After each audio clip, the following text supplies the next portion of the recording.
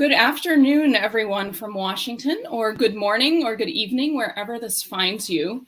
We're really delighted to have you join us today for this conversation on democracy support in hard places. My name is Frances Brown. I am the co-director of the Democracy, Conflict, and Governance program at the Carnegie Endowment for International Peace. And we at Carnegie are really delighted to be co-hosting this event with our colleagues at the International Republican Institute, IRI. And we're especially delighted because we're going to welcome Undersecretary Uzra Zeya for some opening remarks on this important topic before we transition into an expert panel who you see before you right now. I will just say at the outset, I think it's a really timely moment to be having this conversation on democracy support in conflict-affected places. If there were ever a time in which countries had a nice, clean, linear transition from war to peace to democratic transition, that time is no longer at hand. Increasingly, we on the international community side find ourselves working aside local counterparts, simultaneously trying to stabilize conflicts and help midwife democratic transitions. Obviously, this leads to all kinds of challenges, and recent events in Sudan and Afghanistan, as well as many other places, have really underscored that. So it's a timely moment, and it's also an exciting moment because here in Washington, we have two major policy agendas underway that start to get at these issues. One is President Biden's focus on democracy at the heart of foreign policy. President Biden, as you may have heard, is hosting a democracy summit next week, so has really put democracy issues at the forefront of his agenda. At the same time, here in Washington, we also have the ongoing implementation of the Global Fragility Act, a bipartisan bill passed in late 2019. So it's an exciting time, and I'm really hopeful that we can start unpacking some of the lessons from these various streams of effort and think a little bit about how we can perhaps bring these two streams of effort together more effectively. But first, I am delighted to honor Undersecretary Uzra Zeya to the virtual stage for some opening remarks. I will not belabor her bio because you have it all online, but I will just say that she's a tremendously accomplished former diplomat, former executive of Alliance for Peacebuilding, and now Undersecretary of State. She also, in her work stream, oversees both democracy-related work at the State Department as well as conflict and stabilization. So I think she's really uniquely positioned to talk to us about the challenges as she sees them and her priorities going forward. So with that, Undersecretary Zeya, we are really honored to have you here, and the floor is yours. Thank you, Frances, for your kind words and that wonderful introduction. And thank you to the International Republican Institute and the Carnegie Endowment for International Peace for hosting this important and timely event. Distinguished participants and guests, I am so pleased to be with you today to discuss how we can strengthen democratic governance in the so-called hard places, as the organizers have so aptly put it, such as conflict-affected, fragile, or restrictive environments. This conversation is truly of the moment, as respected organizations such as Freedom House have documented a global democratic recession for 15 consecutive years. Democracies, old and new, are under threat from disinformation, corruption, and declining faith in public institutions, all of which are exacerbated at times by a failure to deliver better lives for their citizens. Authoritarian regimes, which have long abused human rights and denied fundamental freedoms, are increasingly reaching across borders to weaken democratic institutions, undermine democratic processes, and erode support for democratic principles. At the same time, the international community is facing an extraordinary set of transnational challenges, such as the pandemic, climate change, and record levels of forced displacement, which further strain democracy's ability to deliver.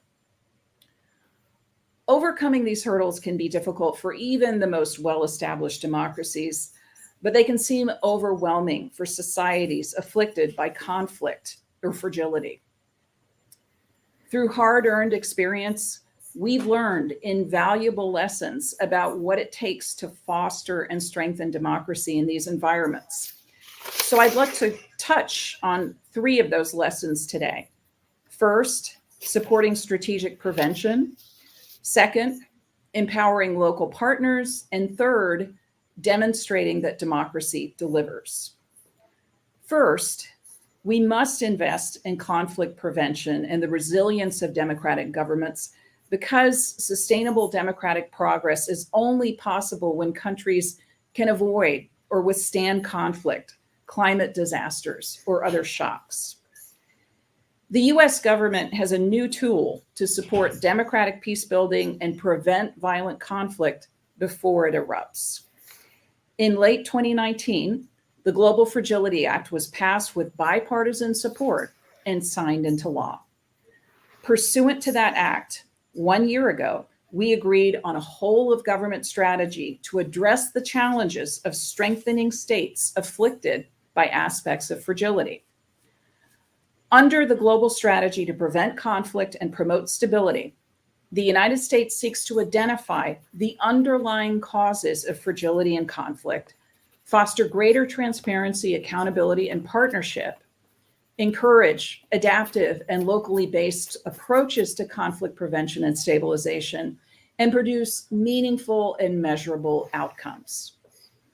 In pursuing these goals, we work with government partners and communities to foster legitimate, inclusive, transparent, and accountable political systems that reduce fragility. We will also emphasize engagement with traditionally marginalized and underrepresented populations while we seek to galvanize progress towards local priorities. We're now on the cusp of applying this strategy in 5 countries and regions that face different aspects of the problem of fragility. We will explore a variety of solutions for a variety of challenges. We'll attempt solutions that we hope will develop lessons to be applied more broadly in other parts of the world to improve the strength and resilience of countries and regions. Second, as the Global Fragility Act made clear, advancing democracy requires empowering local partners who can help ensure our efforts are most effectively targeted and whose institutional capacity is critical to sustainable democratic development. An example of this from my family of bureaus at the State Department is the work of our Bureau of Democracy, Human Rights, and Labor to increase the capacity of independent media in Central Asia. These efforts aim to support quality investigative journalism, which exposes organized crime and corruption, and by extension, increases transparency and promotes accountability.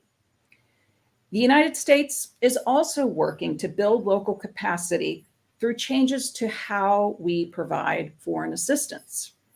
Last month, USAID Administrator Power announced her intent to provide at least a quarter of all of USAID's funds directly to local partners within the next 4 years.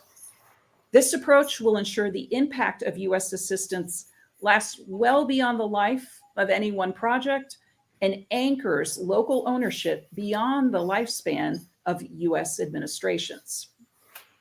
Third, building public support for democracy requires demonstrating that it delivers for all of its people, especially in transitioning environments.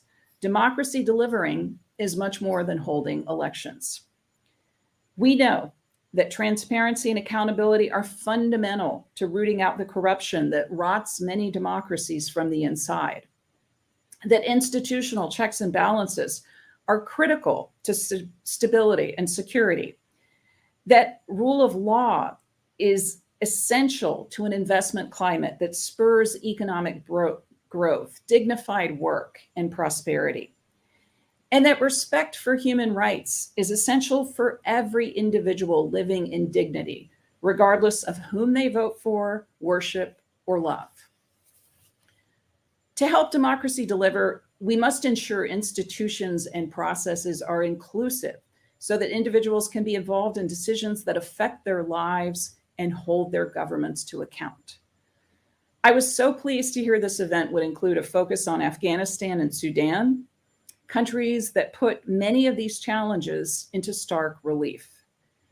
There were vitally important gains in Afghanistan since 2001, such as the establishment of constitutional protections for members of minority groups vulnerable to discrimination, an unprecedented number of women who came to hold public office, and the enrollment of as many as 3.5 million girls in school in 2021, among many other milestones. Yet, many efforts at the same time to strengthen Afghanistan's democracy were unsuccessful. For example, imposing formal rule of law on a country that addressed most of its disputes through informal means contributed to civil strife. Projects well intended to mitigate conflict sometimes exacerbated it. And the international community was unable to sufficiently empower local partners to rebuild the country and achieve sustainable political and governance stability. No society can succeed if half its population is left out. Afghanistan can neither have security nor prosperity if its women and girls are not afforded opportunities to be fully included in society.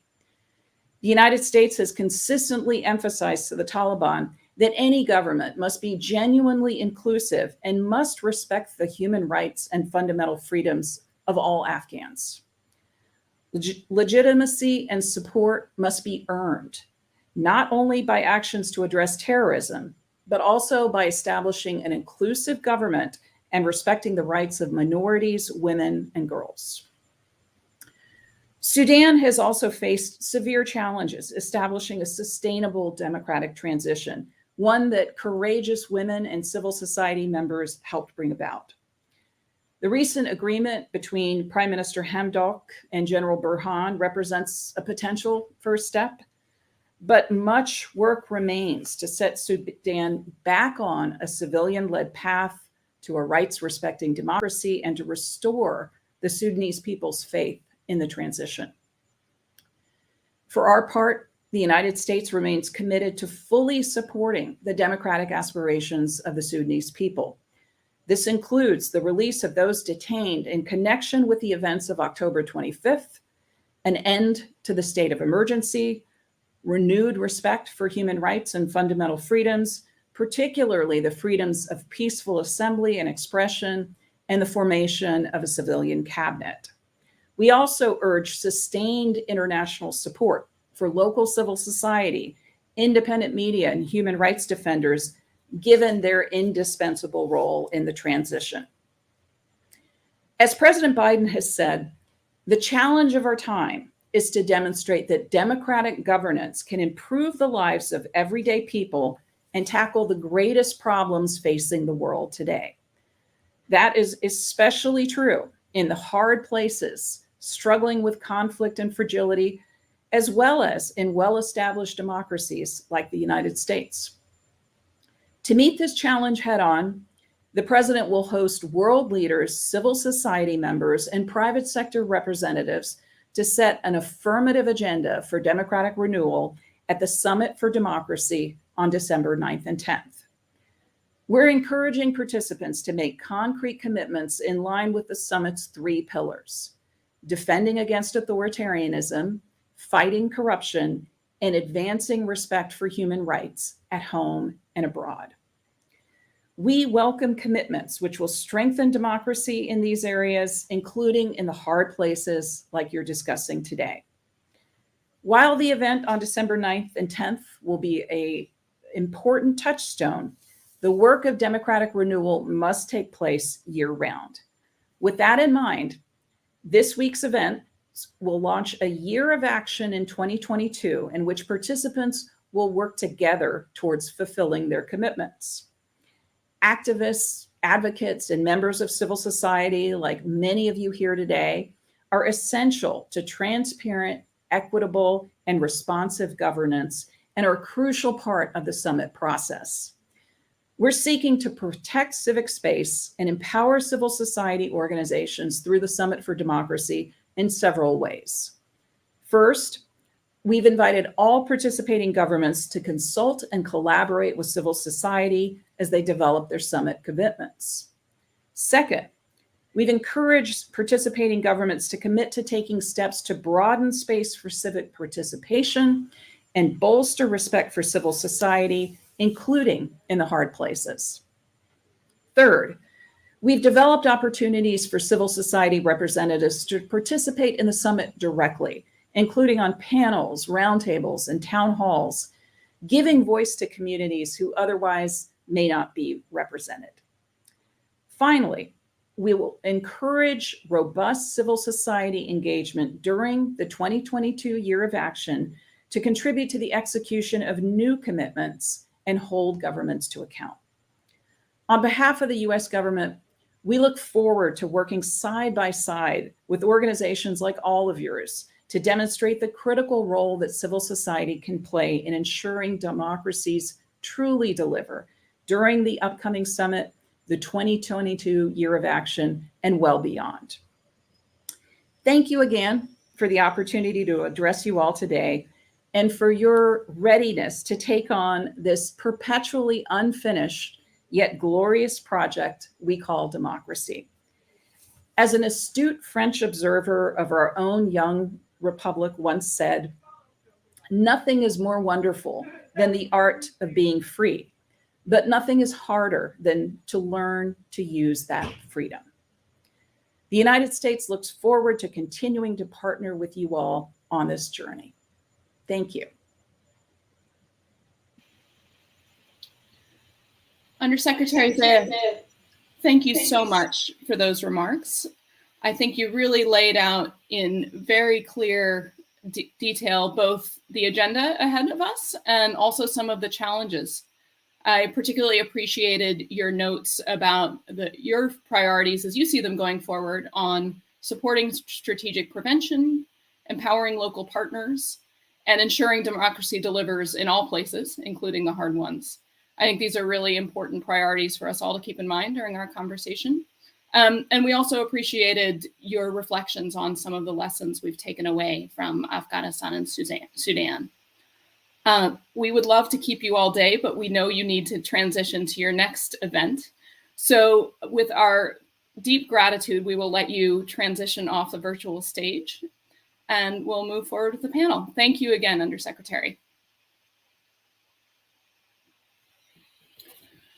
With those opening remarks, I'm now really delighted to introduce our panel. I'm excited for this lineup of perspectives and expertise because I think it'll really help us unpack some of the top line priorities and agenda items that the Undersecretary just mentioned.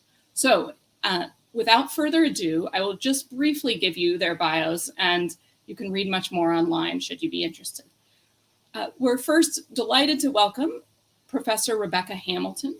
She's an associate professor of law at American University Washington College of Law and has previously spent a long career, including as a foreign correspondent in conflict zones, with scholarship on atrocity prevention, genocide, war crimes, and crimes against humanity. She's got particular expertise in Sudan, and we're really looking forward to drawing on that today. Next up in speaking order, we are delighted to welcome Scott Worden, who is the director of the Afghanistan and Central Asia programs at the U.S. Institute of Peace. He's also got a long history working on democratic governance, particularly in Afghanistan, as well as previously serving at USAID and the Special Inspector General for Afghan Reconstruction. Third, we're delighted to have Arya Nijat join us. Arya is the program officer for the Center for International Private Enterprises programs on South Asia, with a thematic focus on democratic governance. She was previously the manager of a research firm in Kabul and worked on Afghan civil service reform projects, as well as many other relevant ones on the ground. And then finally, I'm delighted to welcome Dr. Patrick Quirk. He is the Senior Director for Strategy Research and the Center for Global Impact at IRI. He also previously served at the State Department in a variety of roles. He's also a non-resident with the Atlantic Council.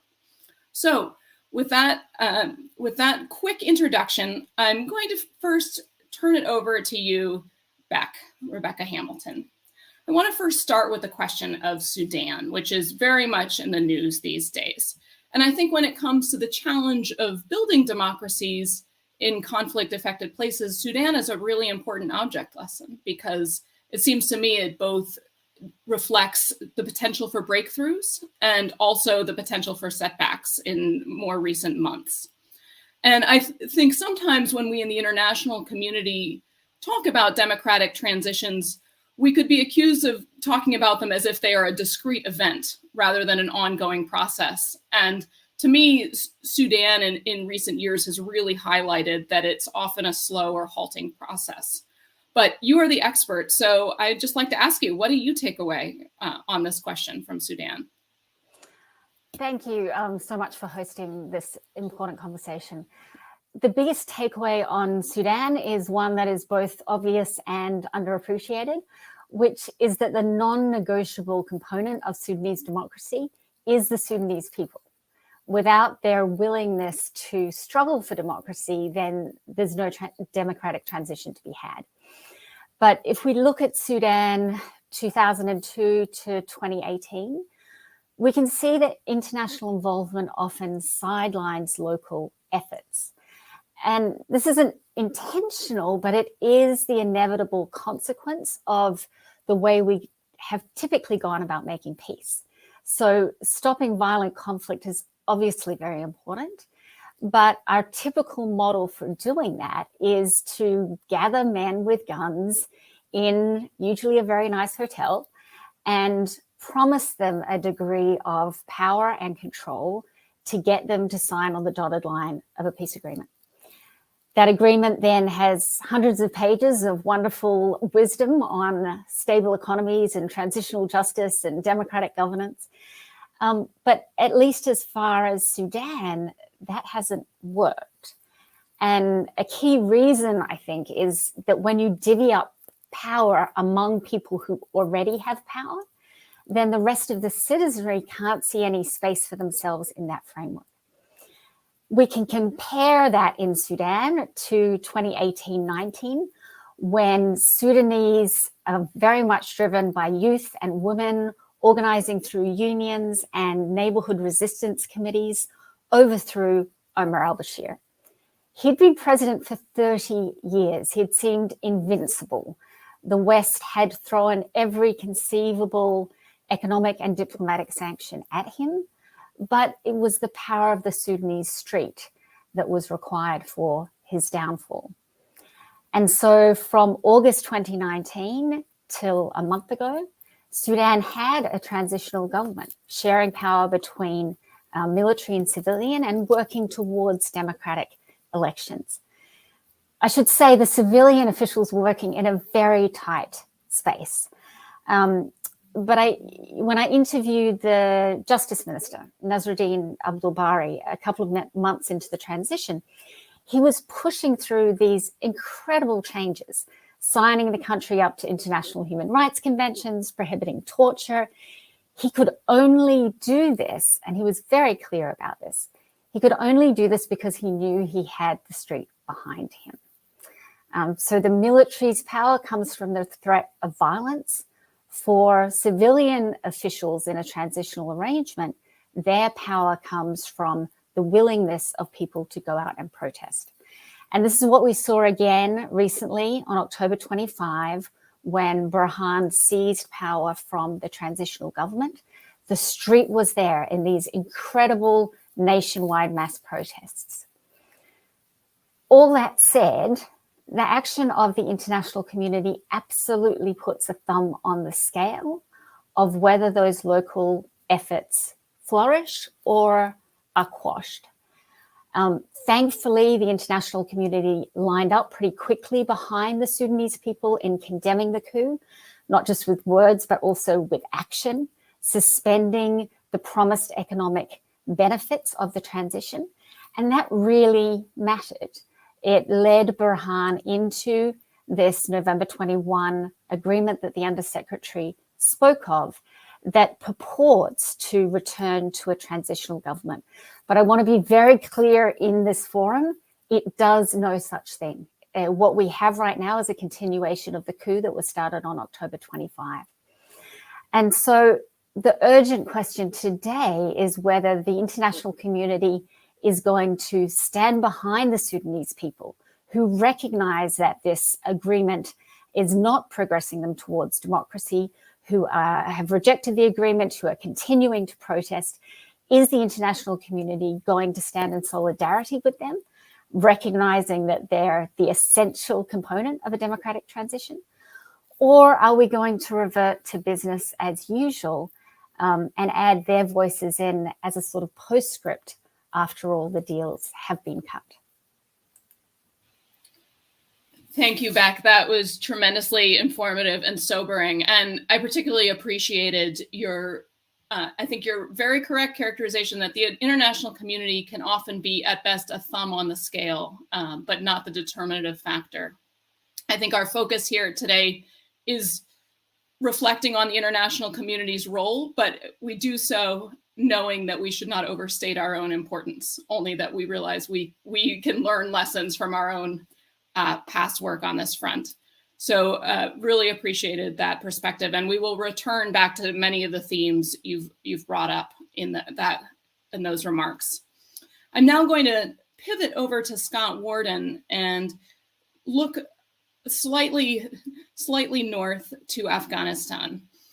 Scott, I think Afghanistan is another really important case to learn from on this question of building democracy while at the same time trying to build peace. Because to my mind, the United States invested a tremendous amount of attention and effort on both of those fronts over the years, but oftentimes those efforts were slightly disconnected. I also think of some particular instances, including the recent 2019 election, where the international community was invested in both trying to navigate the aftermath of a really controversial election, trying to salvage some kind of democracy, at the same time as the United States was trying to negotiate peace. So those two efforts sometimes unfolded in parallel and in tension. So I'd like to just turn it over to you, Scott. What do you make of those tensions in Afghanistan? And what is your analysis of those events when it comes to Afghanistan? Thanks, Francis. Good question. Thanks for Carnegie and IRI for hosting this. Also, credit to a good, well-constructed panel. I already see contrasts between what Rebecca said and some of my thoughts on Afghanistan. Accepting the critique, which I agree with in terms of the structure of a peace process and getting men into a room to share power. You know, Afghanistan's transition through the bond agreement was actually quite successful, and it created a bond process that created a new constitution, a democracy. This was reflective of Afghan desires across the political spectrum, with the exception of the Taliban. And of course, they were famously excluded from the bond agreement, but they really were a minority of interest at the time in terms of, let's say, favoring an Islamic system versus a democracy. So there was a fairly successful launch of the democratic process in Afghanistan. It was well received. I think that where there are a few flaws that I want to point out, and then maybe I'll come back at the end to the question of the 2019 election and contradictions between democracy and peace. You know, first of all, I think one of the key problems was really the failure to control violence. The Taliban insurgency gained steam following the 2005 parliamentary elections for a variety of reasons we can talk about in a different panel. But, you know, fighting a war and trying to hold inclusive, free, and fair elections at the same time proved to be quite a challenge, and it's a challenge everywhere. I think the Taliban's ability, through their safe havens, through their clever tactics, to restrict the access of Afghans to the process was one of their greatest successes. And I would say they killed democracy by killing its participants. You see a clear correlation between voter participation and violence, where you had, I think it was over 7 million people show up for the first presidential elections in 2004, and less than 2 million show up in the presidential election in 2019. So So failure to control violence, it seems obvious, but that has knock-on effects that made the entire difficult process of establishing democracy more difficult. The second area is a failure to build and legitimize democratic institutions. I think Undersecretary Zare had a good, I wrote it down, democracy is much more than just holding elections. Indeed, it's not just the will of the people, but it's a whole set of institutions, including political parties, including the legislator, how the elected representatives interact with the government, the degree to which the international community interacts with elected leaders beyond just the president. All of that affects how deeply rooted a democracy can be. And I think that so often what we saw in Afghanistan was a focus on the event of an election. And then in the 3-4 years in between major elections, there's a complete drop-off in political attention, in funding, in support. And recommendations that would call for sensible reforms that would strengthen the democracy tended to languish in between elections until it was too late during an election year. The final thing I would mention is not enough attention was paid, in my view, to the grassroots. So survey after survey showed that Afghans might have disagreed with the outcome of an election. They might have objected to the fraud that occurred, and it did occur, but they favored a democratic system. That said, there were no local democratic elections held in Afghanistan, even though they were called for in the Constitution. So mayoral elections, district elections, village elections never happened. And I argue that when you're trying to grow a democracy, you need to build some muscle memory at lower stakes than national control in order to get people really engaged, to understand the process, to take ownership in it, and to develop political actors that are not just warlords and are not just part of a corrupt patronage system. But without a local functioning democracy, you don't have a baseball analogy, a farm system. You don't have a lower tier that can build confidence and participation in the process. So those were a few of the key flaws that I see in terms of how democracy failed to take root in Afghanistan. But that said, I close by arguing that Afghanistan really is ripe for democracy. I think a lot of people who don't focus on the issue tend to write off, oh, they weren't ready for it. Far from the case. Really, the system of governance in Afghanistan, the traditional system of governance, is consensual. It involves local councils. Yes, they tend to be men, and the Constitution corrected for that. But fundamentally, Afghans see group decision-making that is representative as legitimate. And I think that's going to be a key issue going forward with whatever the Taliban bring and what comes after them. Thank you, Scott. A lot there. And I know we'll return to the question of grassroots democracy and perhaps grassroots stabilization efforts as well going forward. I also would agree with your underscoring of Undersecretary Zaya's point about democracy is more than holding elections. And it seems to me this is a recurrent lesson we have witnessed over and over again, yet it also seems to me our international community processes and programs rarely incorporate that. But Arya, I want to now turn to you and ask you how this looks from your level. I think from Beck and Scott's comments, we've seen some really astute observations of how these dilemmas look from the international community's perspective. You have a unique perspective because you've served as an Afghan on the ground alongside international donors working on several of these good governance and governance reform efforts, as well as now from your vantage point in Washington and understanding the community here. So I want to ask you just how do these dilemmas strike you from where you're sitting? Thank you, Francis, for having me. Thank you to Carnegie and IRI for putting this together. I will be speaking in personal capacity and based on my Afghanistan work within a specific timeline. And I want to begin by thanking Undersecretary Zia for her emphasis on legitimacy as a characterizing feature of democracy programming that must be earned, because what I want to talk about has a similar theme as far as the broader contextual dynamic of democracy in governance space and experiment in Afghanistan is concerned. I think more than anything, Francis, the case of Afghanistan is a case of crisis of credibility, of leadership and institutions. And that brings us to yet another process in addition to democratic transitions that's going to take a lot of time. The process of restoring people's trust once lost. I mean, think of it, for the 35 million plus Afghans who, by the way, still live in Afghanistan and will continue to, trust in political leadership, religious leadership, military leadership, technical expert leadership, technical expat leadership, women leadership, young generation leadership, and this list can go on, is almost completely eroded. And this process of erosion of credibility in the eyes of the Afghan people at varying pace and intensity continued throughout these 20 years, which, although began and ended as a counterterrorism military intervention, were 20 years of state building, democratization, governance reform, women empowerment, judicial strengthening, and on, and all in the name of democracy. And so I think as a community of practice, we have no choice but to take this question of credibility really seriously.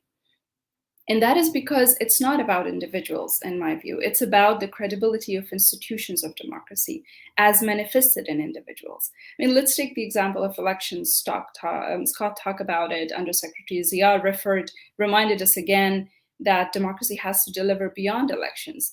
And we often categorize elections as not an end in itself and as a process that should lead to democracy delivering in terms of both material benefits and moral values. Elections, in essence, is an act of authorizing.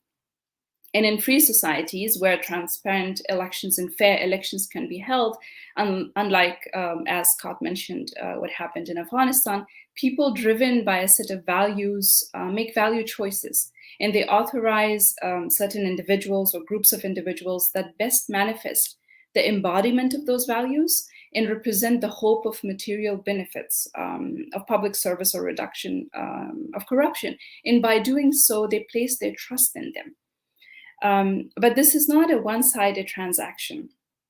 There are expectations tied to this act of authorization. And when they are not fulfilled, it leads to deauthorization in the next election cycle. And that is how regimes change. So as you can see, democracy begins at the most basic level with a transaction between the voter and the candidate that at its core, I think, is about credibility and the ability to be trusted and the ability to trust. So when I think of what can we learn from the case of Afghanistan, or where do we go after Afghanistan, I think of one thing, and that is the critical need to prioritize credibility as a foundational concept in democracy programming, and to integrate it into the discourse on democracy, and even more so, integrate the concept of loss of credibility in the discourse on democratic backsliding, because the number of political regimes or politicians that fail to honor their side of the transaction are not few. So this is not a scenario limited to one country. And secondly, and more importantly, I think this crisis of credibility in all forms of it, but particularly in political leadership in institutions, leads to very angry citizens, in some cases with not much to lose. And that is one of the main drivers of populist and undemocratic politics, which conflict can turn into abusive politics.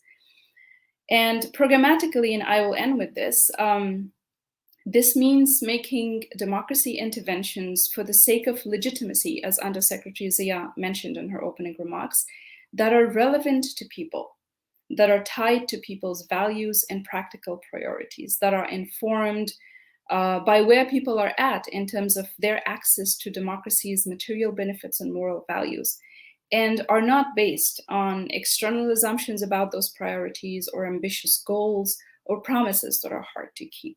And we don't need to look far for examples. I think Segar's reports are full of examples of the latter kind.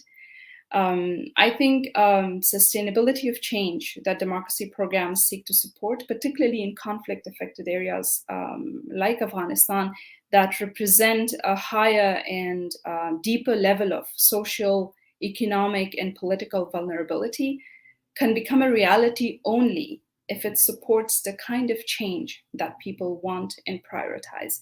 Else, all we will have are angry citizens looking for a savior in authoritarians, I think.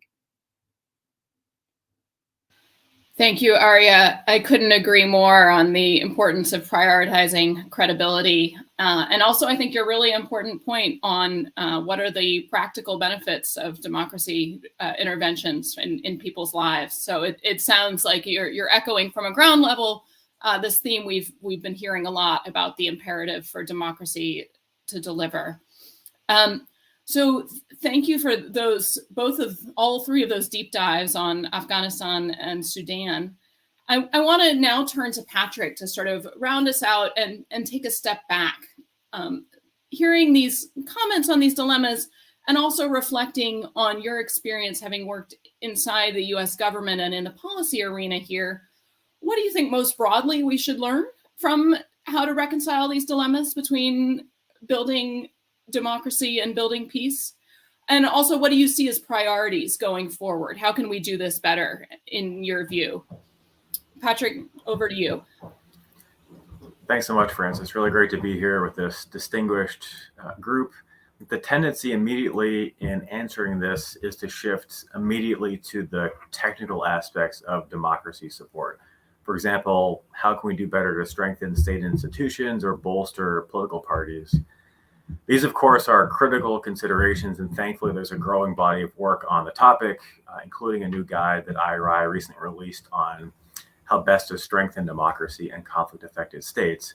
But rather than immediately drill into those technical aspects, I want to highlight two higher-level policy-focused lessons that, if addressed, I think could set a foundation moving forward for better building sustainable democracies out of conflict. The first is that the US and allies need to truly prioritize democracy building as a foreign policy priority in these contexts. Over the last 2 decades, countering terrorism was a key ordering principle of US foreign policy. This meant that the US would, in some instances, look past how leaders treat their people or respect democratic norms if the regime was a reliable partner in the war on terror. Now, the menace of terrorism from non-state armed actors has not at all fully dissipated, but it no longer remains the core threat to Americans' livelihoods and security. The factors that the US uses to shape and execute policy need to be updated accordingly and reflect this new threat landscape, which includes a multiplicity of challenges to democracy globally. Now, making democracy a central rather than peripheral interest will come with trade-offs. This, of course, can involve reevaluating alliances that, while convenient to fighting non-state armed actors, are counterproductive for achieving our interests today. It might also involve pressuring US allies that are backsliding or abusing their citizens. More fulsomely considering democracy is not to say that this factor should consistently or always trump other interests.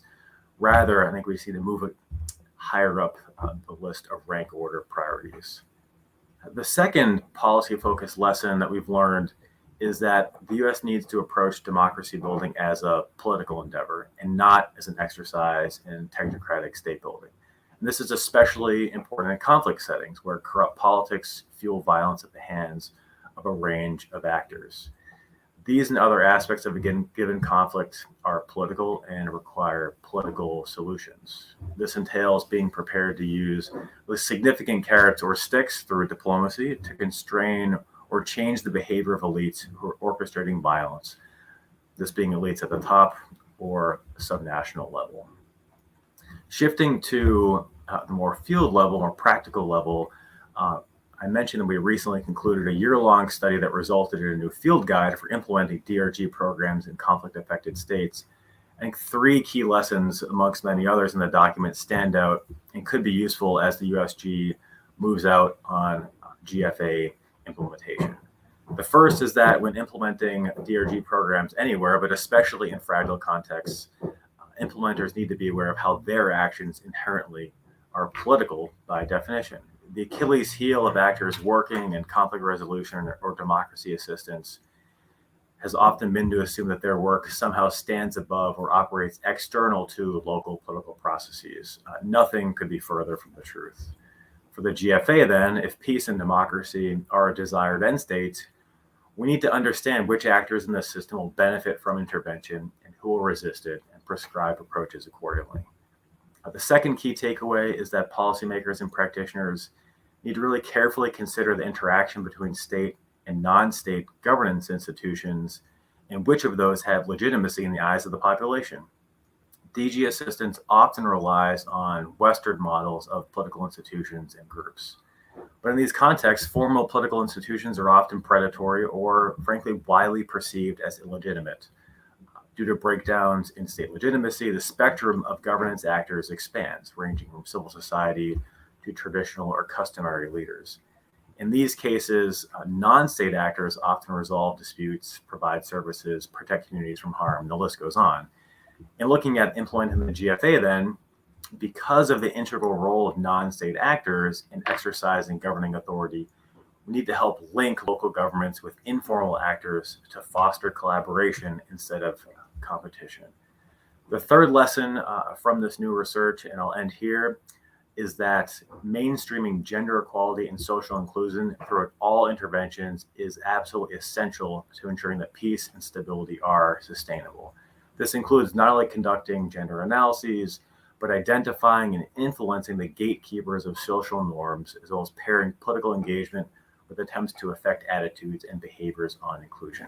This, we have found, can help mitigate the challenges of resistance and backlash to progress on gender equality and social inclusion, which are essential if we're going to make progress in these contexts. I'll end there. Thanks again, Francis. Thank you, Patrick. We look forward to the field guide and look forward to trying to implement some of these very, very wise pieces of counsel here. We do have our work cut out for us. Patrick, your points on trust and the importance of trust that also came up in other speakers. I wanted to turn briefly to Beck again to see how that resonates from where she's sitting on Sudan, because it seems like a really germane point in the Sudan case. Yeah, thank you for the chance to speak to that, because it's really vital in this moment. You have this agreement between the Prime Minister of the Transitional Government, Hamdok, and General Burhan, that the international community, and you heard it in Undersecretary Zayer's remarks, sort of wants to get behind, because it's an agreement, right? And it feels like maybe we could make this work and make steps towards progress. But the reaction from the street is one of absolute distrust. And if that is the foundation, it's very hard to see where in an already tough situation, you're going to be able to make progress. And so I think that aspect of trust is critical. Many have been sort of referring to Hamdok as a sellout for signing this, and I think that is too much. But it is certainly true that he can only derive his legitimacy from what people are willing to give him. And if it's not there, it's not there. So yes, amplifying the point on trust. And that also seems to me to resonate with Aria's points on credibility as well. I think we see a lot of echoes in the Afghan context as well. So I'm going to pivot to a couple questions I have for the panelists. And I also want to invite the audience, should you want to ask your own as well. We welcome that. Please submit your questions via the YouTube chat. That should be fairly straightforward, and I'll try to work them in over here. But one question that's come to my mind listening to all four of you has been that my focus as a former US government official is always on what can the US do better and how does the US approach these dilemmas. But I also recognize in many of these contexts, multilateral approaches are perhaps more promising, or at least an important complement to US only efforts. So I wonder if you would reflect a little bit if that pertains in the examples that you're thinking of. And then I would also note that this is probably not news to anyone on this panel, multilateralism is having a big moment here in Washington. So it's a ripe time to be thinking and rethinking how we can do multilateral approaches better. The Global Fragility Act calls for a multi-donor trust fund to address fragile states.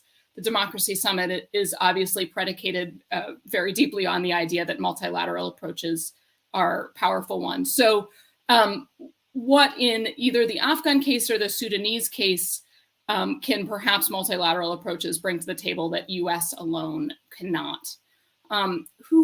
Scott, I may just call on you first.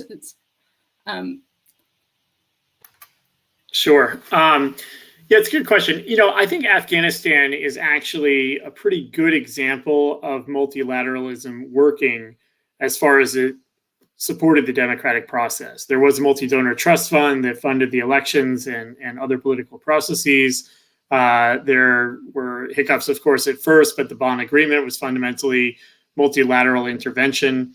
So I think the mechanisms were there. I do think, however, that it didn't work as well in practice because of some of the points that Patrick was making about treating democratic processes, elections as inherently political. And in a post-conflict environment, it's dealing with very fragile balances of power. And so in this sense, while you had mechanisms and money that were multilateral, the overwhelming, let's say, force of the international community was U.S. decisions on troops and money, because we were the greatest troop contributor and for a long time, one of the largest donor. And so I think where you found was that while on paper you had a unified multilateral approach, in practice, if you wanted to leverage Karzai or later Ghani to do something regarding any kind of democratic reforms, it was a conversation, and frankly, not even with the U.S. ambassador, but the U.S. Appointed commander of the ISAF forces that would have a lot more weight than anything else. And so it's less about the mechanism. I think that was good. And it's more about what is the real power behind what are ultimately influencing difficult political decisions. And in that sense, it was the military force that probably had U.S. military force that had overbearing influence.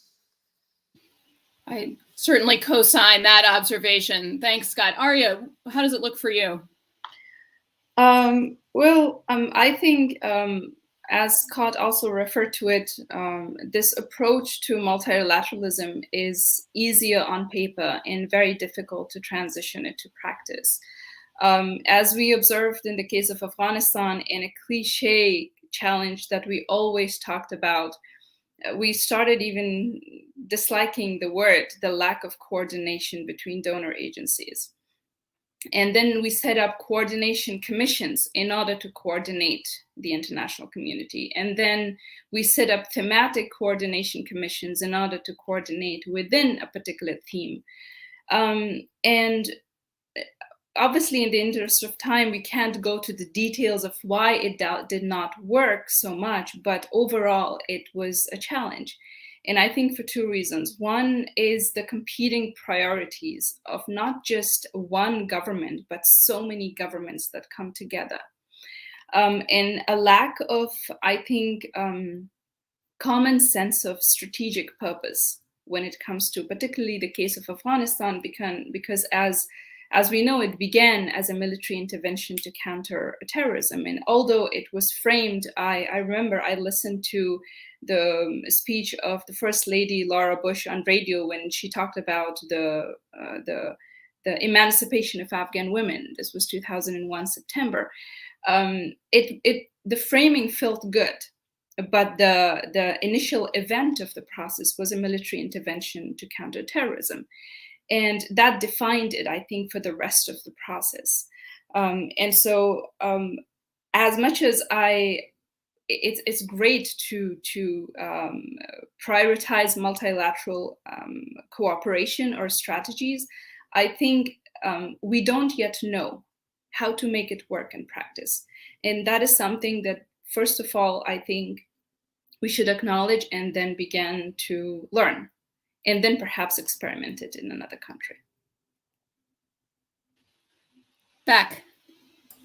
Yes. So coming at this less from the implementation side and more in the moment that we're in now in Sudan, just the basic political calculations. US leverage in Sudan isn't what it once was. And Burhan and Hemeti have been able to strengthen their positions by playing off international partners against each other. And so, what we see is the Saudis, UAE, Egypt, all of these states would be perfectly happy seeing stable military rule in Sudan. And some of them have got real money to throw behind that. And that's even before we get into Russia's role there.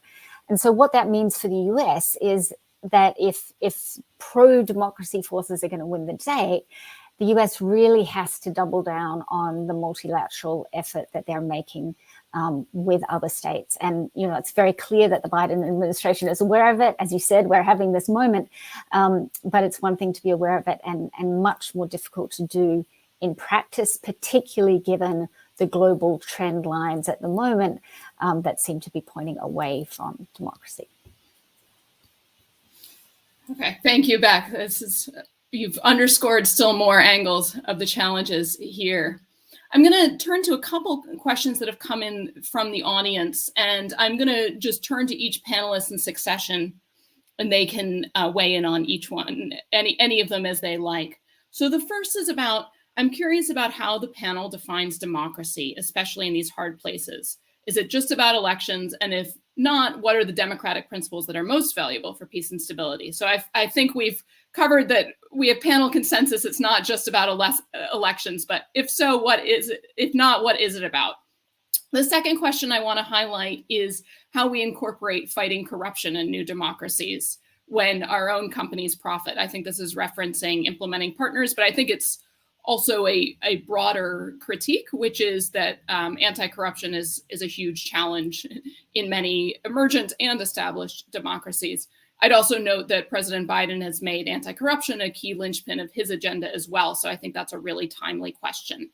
I'm going to go to Scott, then Patrick, then Aria, then Beck. And please choose either or both to comment on. Scott, over to you. Great, thanks. I'm going to respond to the first one about defining democracy and what are its characteristics useful for peace and stability. I think the number one from my Afghanistan experience is representation. So being inclusive, I mean, it's a synonym, but I think even more than that, one of the key flaws in the way the Afghan democratic system operated was that it didn't truly represent the breadth of political actors that were in the country.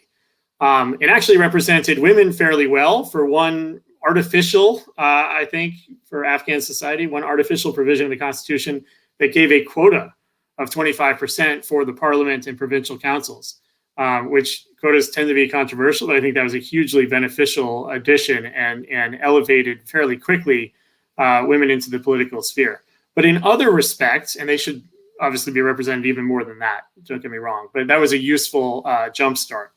But in other respects, ethnically, in terms of representation in rural areas, which tended to be where the Taliban got their support, the system did not function very well at all to have representative features for a variety of technical design reasons that I won't get into here. But when you look at the membership of the parliament, they did tend to, to follow either warlord groups that didn't have democratic support, or majority tribes where minorities were disgruntled and went into the arms of the insurgency, and other forms of lack of representation. Then furthermore, there needs to be an accountability loop. Obviously, the way a developed democracy works is that the politicians, the elected political leaders, feel like they have to win votes, and they do so for a variety of means. In Afghanistan, that connection never really attained because one, money could buy elections, but two, I think the overbearing influence of the international community through money in a heavily aid-dependent state meant that there was kind of a three-part accountability loop where politicians felt more accountable to international donors who they spoke to in capitals and much less accountable to their voters. And so that interruption of the normal relationship between an elected politician and a voter was never fully established in Afghanistan. And I think that was a real weakness in their democracy. If I may add in, I couldn't resist your point on accountability loops. I agree totally, Scott. Another element of this, in my view, is that the international community in many particular localities sort of dwarfs the official Afghan government. So you had an Afghan district governor speaking to 5 different international community counterparts, all with their own funding stream. So it, as you would imagine, it distorted accountability relationships at the local level as well. To your earlier point, had we had local level elections, perhaps that could have been different. Patrick, over to you to tackle either or both of those questions. Yeah, thanks, Francis. Also in response to the first question and building off of Scott's excellent points, which I agree to. I would add two. One is legitimacy.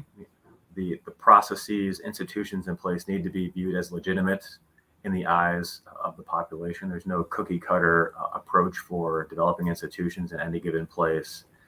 And the second is a respect for fundamental rights, expression, religion, and others. I think those two, especially in these contexts, are essential for building sustainable democracy. Maria, would you like to weigh in on this?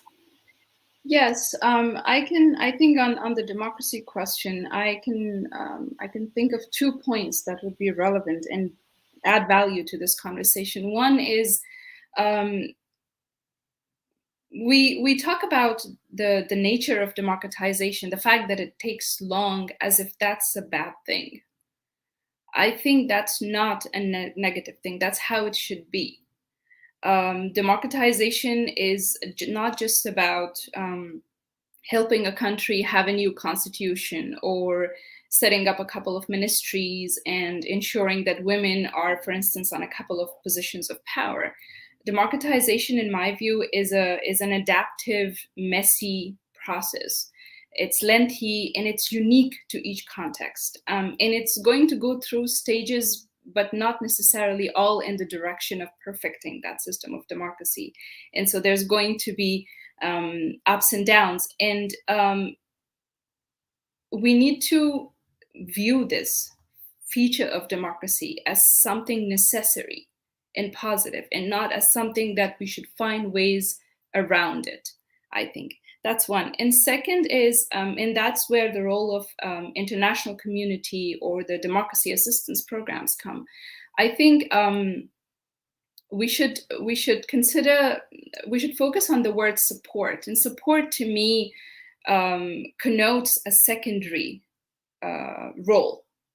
It requires something already being there in a country, a strong demand for a democracy being there, a strong realization of the need to do something about the absence of democracy being there. It needs a recipient and lead, a demand there already explicit. And so support should never assume that it can take the lead in democratization in a country. And that I think it may be a mistake that well-intended international democracy support organizations can make, because the passion and the drive that we feel leads to assumptions about priorities of people in a context that may not be so realistic. And so these 2 points, I think, in my view: one, that the length is a good thing because good things take time, and two, that we need to understand that as democracy assistance organizations, we need to always be in the background and let the partners in the country itself that it's on its journey to democratization be the lead and the factor that determines the process in its nature. Thank you, Arya. I couldn't agree more on the time horizon, and I'd like to return to that if we have an opportunity. But Beck, I wanted to ask you to weigh in. Yeah, I mean, a lot of great points, and Arya, on this idea that we don't need instant perfection here. We don't have it anywhere in the world, and for those who are looking to support local actors, to have the time horizon that is willing to stick with the project through the ups and downs, I think, is critical.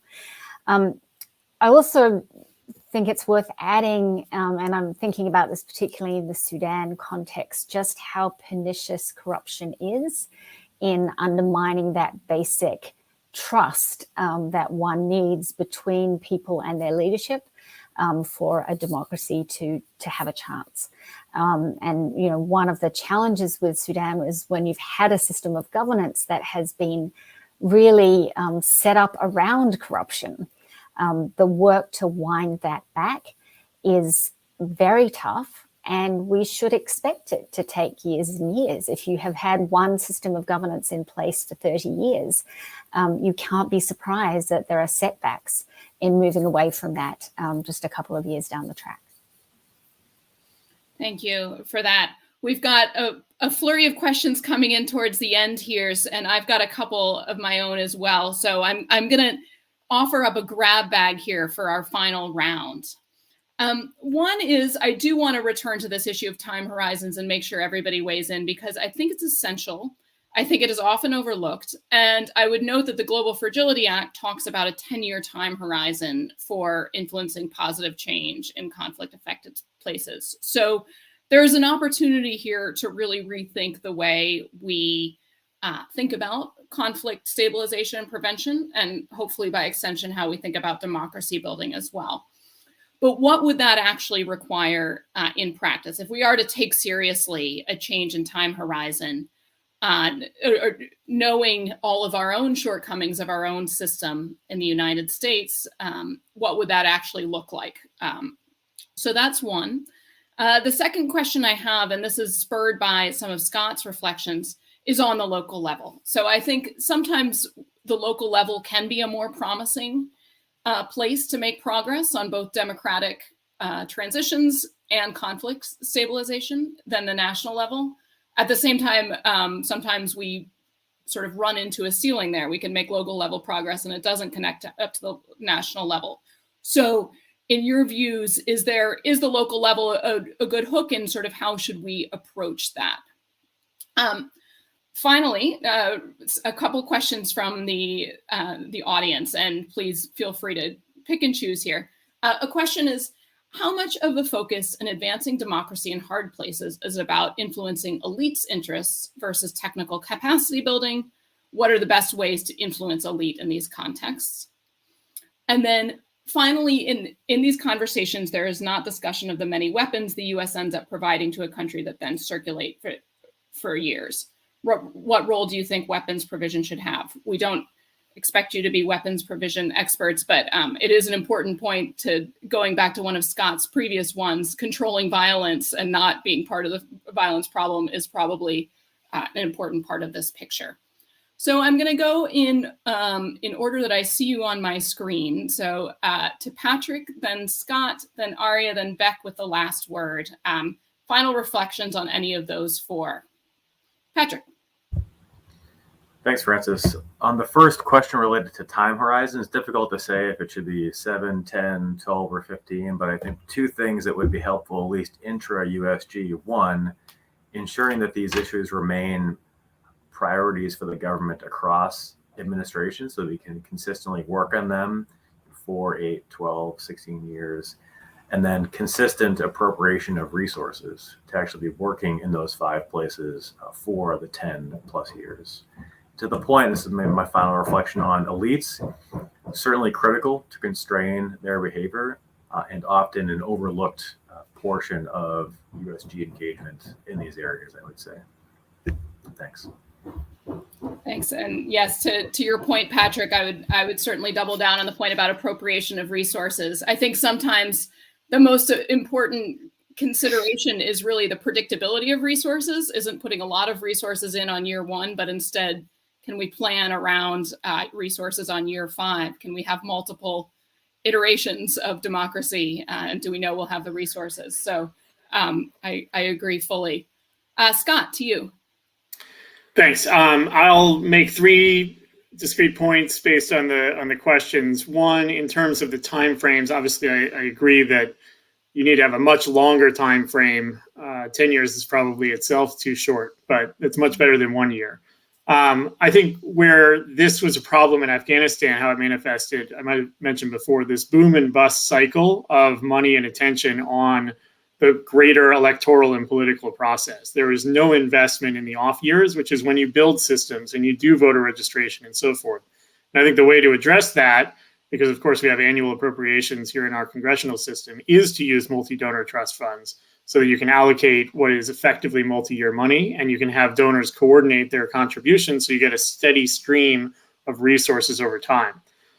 Second point, so in terms of local level, I think that local level is can be lower stakes, obviously depending on what the political system is, but we should see it as an opportunity for experimentation and an opportunity for conditionality, or at least that's how I would envision it playing out in Afghanistan in a different scenario. We for some legal reasons, the Constitution treated local elections as a one-size-fits-all. You had to do them all or none. But in fact, local conditions, when they're conducive, are arenas for experimentation. And there were local level elections outside of the political constitutional framework, but to have development decisions made, and those worked fairly well. So if you see local elections as maybe a lower stakes way to experiment and see what works, they can be very constructive.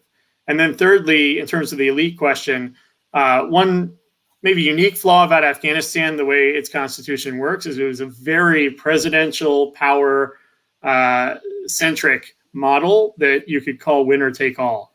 And this put such enormous stakes on the outcome of the elections that it was almost too much for a fragile political system to bear. So if you think better about how power is distributed within the system during the creation of a peace agreement or a power sharing accord, to the extent you avoid winner take all, you put less pressure on elections and they're more likely to succeed. Thank you, Scott. Your point on the winner-take-all system certainly resonates with me, and it makes me think of good work that's come out of the UK and our colleagues there on elite bargains as often a more realistic way to stabilize conflict, and then the hope to move to more inclusiveness over time. That is always the question, moving. Arya, over to you. Thank you, Francis. On the question of time horizon, two things. One, I think it depends on the context. We can't have a formula of 1, 2, 3, 7, or 10 years, or 20 years. The case of Afghanistan shows, if anything, we cannot tie democratization to time the way we define it, I think. Second, I think the fact that we live in this interconnected world, events in one country have reflections and impact on other. I think it's very important as the intervention in one country develops to have a coherent and consistent policy on democratization across the board in order to ensure that its impact in different contexts complement each other and do not contradict or conflict each other. On the local level question, given the fact that you and I both have a background in local governance, I think one thing as far as Afghanistan is concerned that definitely went wrong was the drive for local governance reform and the perception that the kind of local government that we think is good for Afghanistan, would be good for Afghanistan, led to a weakening of existing informal structures that were working, that were credible in people's eyes, and that provided basic services at that level. And so while we tried to set up a new system, we couldn't do that because of the focus on warlords, but at the same time weakened existing informal structures of governance that really led, I think, to the collapse of the system at that level. And third, on the elite interest versus capacity building, I think it's very important what our partnership approach is, who we choose as partners. Elements in a country that we choose as partners in democratization affects the process of democratization.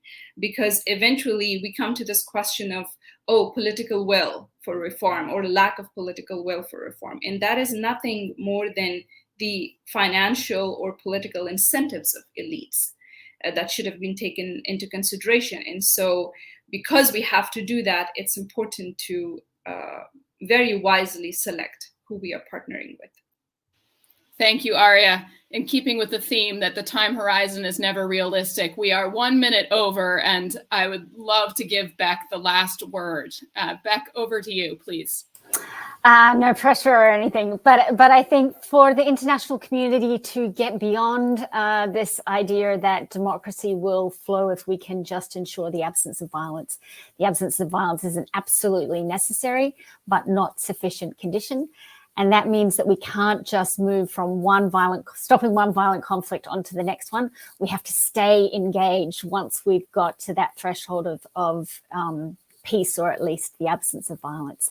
And final point, at the end of the day, none of this happens unless you have the will of the people on the ground. And so all of our efforts are simply in solidarity with them. That is a wonderful note to end on and a really important reminder. In solidarity, I would like to thank each of you for your remarks today. You've been tremendously illuminating for me as I think through these dilemmas, and hopefully have given some useful fodder as policymakers move into next week's Democracy Summit, implementation of Global Fragility Act, and beyond. On behalf of IRI and Carnegie, I thank our many viewers as well. Thank you for the excellent questions, and we'll look forward to seeing you at future events. Thank you again.